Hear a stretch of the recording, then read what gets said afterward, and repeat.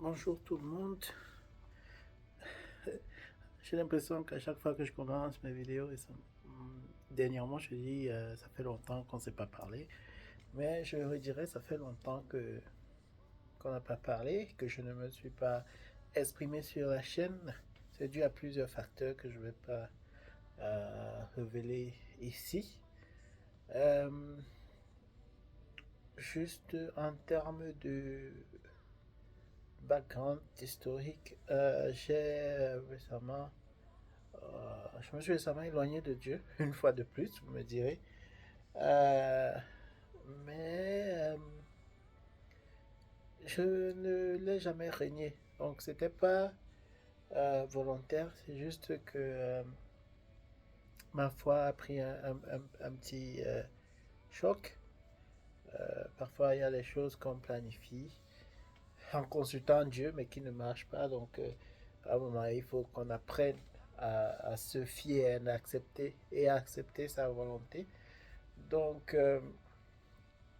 j'ai récemment eu quelques petits coups de la vie qui ont un peu fait basculer ma foi.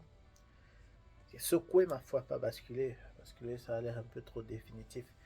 Donc, du coup, je me suis un peu éloigné de Dieu. Mais depuis quelques jours, je reprends confiance et je me reconnecte avec lui. Quand je dis je me reconnecte, je suis un peu mal à l'aise parce que je me suis jamais vraiment déconnecté de Dieu. C'est juste, j'ai eu à un moment donné une faiblesse qui m'a empêché, qui m'empêchait de le suivre convenablement. Donc, qui m'empêchait de prier régulièrement. Et pour être honnête avec vous, il y avait aussi une petite colère parce que quand tu pries avec foi et ça ne se réalise pas, tu te demandes un peu, mais Seigneur, qu'est-ce que tu attends de nous? Donc, j'étais un peu dans cet état-là. Je sais que toi qui me regardes, tu es déjà passé par ce moment. Nous sommes tous humains, quel que soit notre degré de foi, nous aurons toujours un moment de doute ou de tentation qui va un peu nous secouer. Donc, le message que l'Éternel a mis en moi en ce soir, c'est, il est tiré dans le livre de 1 Thessaloniciens, chapitre 5, versets 17 et 19. Le texte dit prier sans cesse. Donc, on a déjà parlé de ça dans la chaîne il y a quelques années. Mais je veux répéter ce message parce que c'est quelque chose que nous devons répéter dans notre tête.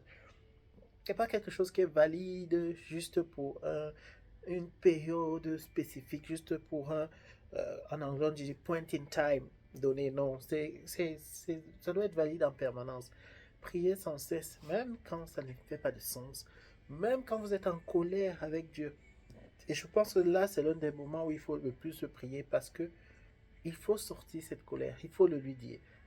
Et moi, je me mets souvent dans une situation où je lui rappelle ses promesses et je lui dis, ah, mais Seigneur, tu as dit ceci, j'ai fait et tu n'as pas réalisé. Donc, cette colère-là, tu dois la mettre la transformer en prière et lui parler. C'est lui seul qui peut t'expliquer pourquoi il a fait les choses, pourquoi il a changé les choses, pourquoi il a empêché des choses. Donc il est important de lui parler, de lui dire cela, même si tu es en colère contre lui. Et je répète, je pense que c'est mieux même de lui parler quand tu es en colère. Parce que si tu ne le fais pas, tu vas t'éloigner de lui. Tu vas t'éloigner de lui et tu vas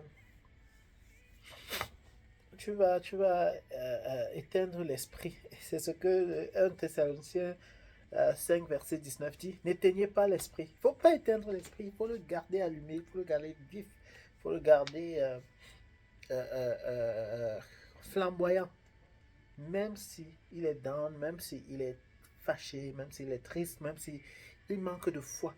Vous devez continuer. C'est-à-dire que j'aime penser à l'histoire de Job. Il faut que je la relise d'ailleurs. Et dans l'histoire de Job, il passe par des moments difficiles, par des épreuves atroces. Mais connecté à Dieu. Il n'éteint pas l'esprit. Il ne faut pas éteindre l'esprit. L'ennemi ne dort pas. Donc si tu éteins l'esprit, l'ennemi va en profiter. Et parfois, j'ai l'impression que c'est pourquoi l'ennemi s'attaque à nous pour éteindre l'esprit. Parce que l'esprit en nous, c'est c'est la pire chose que l'ennemi peut avoir. C'est la pire chose qui peut, euh, euh, qui peut se passer pour eux.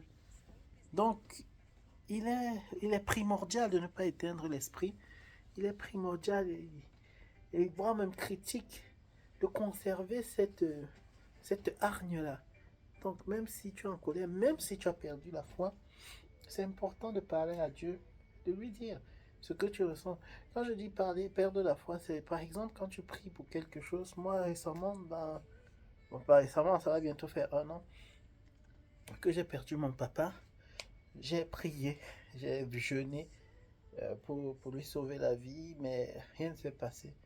Donc, j'ai perdu, j'ai pas perdu la foi en Dieu, mais j'ai perdu la foi à ma prière. Donc, du coup, je me disais, à quoi bon prier si Dieu va accomplir sa volonté de toute façon. Je crois qu'on en a aussi déjà parlé. Mais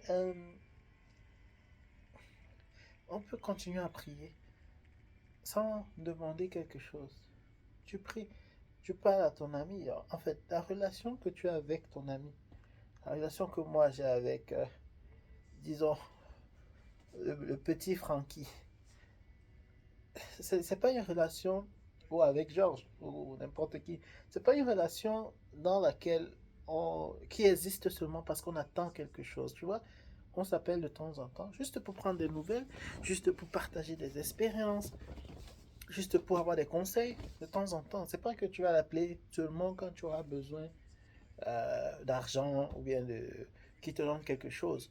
Et même quand il ne te donne pas ce que tu lui demandes, tu continues à l'appeler. La relation n'en est pas euh, euh, euh, n'en est pas affectée pour autant.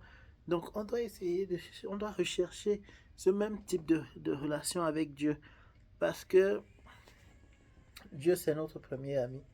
Quel ami fidèle et tendre nous avons en Jésus-Christ. Donc il faut qu'on recherche une relation avec Dieu, même si il a laissé faire des choses qui nous mettent en colère. Il faut le lui dire, il faut le confronter, lui expliquer, qu'il sache, Seigneur, sache que tu m'en dois une. J'ai prié bec et ongle pour sauver la vie de mon père. Je l'ai laissé partir. J'ai tout fait. Donc Seigneur, tu m'en dois une. Tu m'en dois une. Et la relation avec Dieu, je veux dire, moi, de mon expérience, je pense qu'il ne faut pas avoir peur de parler à Dieu. Parce que quand tu te dis, quand tu enfouis tes pensées en toi, tu dis, ah non, je ne peux pas parler comme ça à Dieu, je ne peux pas être en colère contre Dieu. Tu te mens à toi-même parce que Dieu voit au-dedans de ton cœur. Donc, il faut le lui dire, il faut qu'il sache, il faut que ça sorte de toi. Et que tu lui dises, ah mais Seigneur, tu m'as dit tu m'as dit que nous ne souffrirons pas. Tu m'as dit qu'on mangera la sueur de notre front. On travaille tous les jours, mais on n'a pas de progrès. Voilà ça, je te dis, Seigneur, tu m'as dit, je sais que tu n'es pas un menteur. Je sais que ta volonté s'accomplira, mais sache, Seigneur, que j'ai mal. Je suis en colère. Parce que ça ne bouge pas, ça n'avance pas. Parce que ma famille souffre. Parce que ma mère est triste. Parce que mon épouse est débordée parce que je suis fatigué. Tu le dis. Et il dit dans la Bible également, venez à moi, vous tous qui êtes fatigués et chargés, je vous donnerai du repos. Même si c'est pour ce repos-là, il faut le lui dire, il faut lui parler. Donc, il y a un autre texte dans la Bible qui renforce euh, la pensée, en fait, qui renforce le thème sur la persévérance dans la prière. Euh, C'est celui de Luc 11, verset, disons verset 5. Donc, euh, on va dire Luc 11, verset 5 à 8. Le texte dit, Il a dit encore, si l'un de vous a un ami et qu'il l'aille trouver au milieu de la nuit pour lui dire, ami, prête-moi 3 pains, car un de mes amis est arrivé de voyage chez moi et je n'ai rien à lui offrir.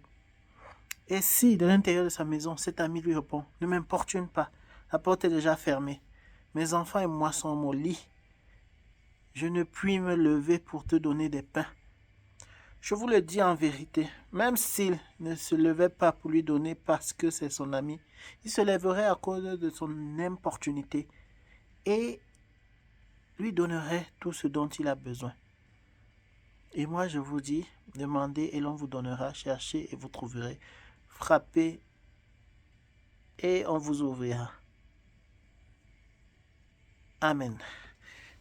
Donc, il y a un mot sur lequel je voudrais insister ici, ce test, c'est le mot importuné, l'importunité. Dieu nous dit littéralement de l'importuner. Il faut l'importuner. Mais Seigneur, je vais te déranger.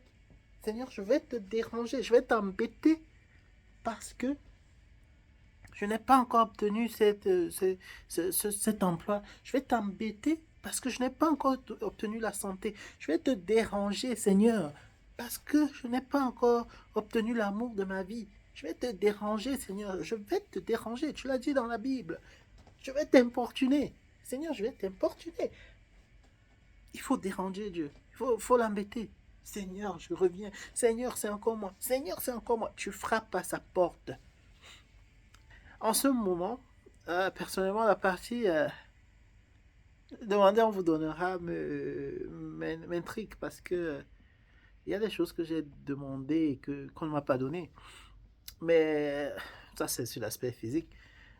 Mais j'aimerais quand même rappeler que euh, un bébé demanderait à son papa, disons, je sais pas de manière littérale, de manière terre à terre, un couteau parce qu'il est envieux, parce qu'il convoite ce couteau, parce qu'il a vu quelqu'un d'autre l'utiliser, son père ou sa mère. Il va demander ce couteau. Mais son père peut refuser parce qu'il sait qu'il va se blesser. Donc, demandez, on vous donnera. J'aime pas critiquer ce passage de la Bible. On ne critique pas la Bible. En théorie, moi j'aime bien critiquer des choses. Je suis un scientifique. Il y a beaucoup de choses que j'aime critiquer. Mais je sais que la Bible, dans son écriture, a beaucoup de paraboles. Et parfois, il y a des points qu'il ne faut pas prendre terre à terre. Donc, lorsqu'on dit demander, on vous donnera, je préfère ne pas insister dessus parce que notre dimension terrestre pourrait ne pas exactement comprendre tous les coins et les recoins de ce passage. Mais j'aimerais, s'il fallait récapituler ce message d'aujourd'hui, il faut importuner Dieu sans cesse, jusqu'à ce que tu obtiennes ce que tu veux, sans cesse. Et même si une porte se ferme, il faut continuer à l'importuner, parce que tu ne sais pas. Enfin, personne ne sait. Lui, il sait. Dans une de mes vidéos précédentes, j'ai dit, ah, peut-être il va te bloquer la route parce qu'il y a un incendie devant.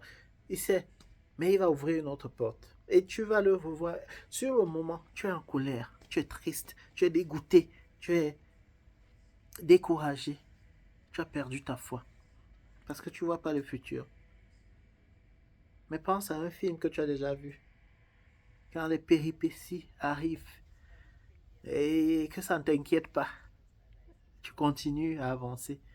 Parce que tu sais qu'à la fin, comme mon épouse dit toujours, on connaît tous comment ça va finir. On sait tous que ça va finir en happy ending.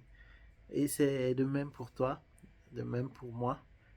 Donc, mes frères, mes sœurs, je vous exhorte à importuner Dieu, à continuer à demander, continuer à frapper, jusqu'à ce que quelque chose se passe. Je pense à ma regrettée belle-sœur Passy et Yala qui disait push, pray until something happens.